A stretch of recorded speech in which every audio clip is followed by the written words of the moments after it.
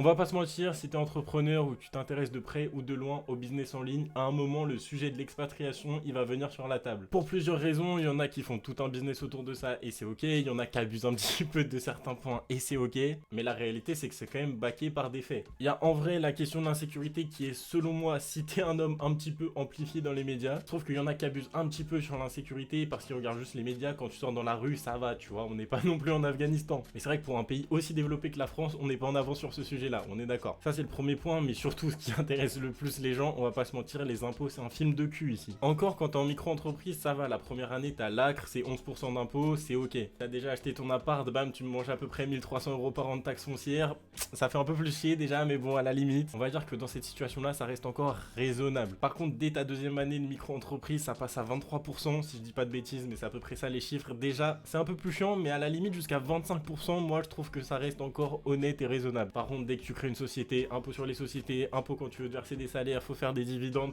laisse tomber, tu peux plus vivre. Donc forcément, il y a des solutions qui vont s'offrir à toi. Et je pense que je vais les utiliser au moins dans un premier temps pour les tester. Les deux destinations qui sont le plus mises en avant, en tout cas sur les réseaux sociaux, c'est Dubaï et Bali. Pour partir à Dubaï, il faut quand même avoir un certain capital parce que là-bas, faut payer les loyers un an à l'avance ou au moins 6 mois. Sachant que les loyers, c'est 3-4, t'as intérêt d'avoir déjà un business solide. Donc il reste une option prioritaire pour toutes les personnes dans ma situation. En tout cas, tu montes un petit business en ligne, tu commences à générer tes premiers revenus et tu commences à te faire harceler par l'État pour leur donner des thunes. C'est de partir en Asie, tout ce qui va être Vietnam, Thaïlande, Bali, etc.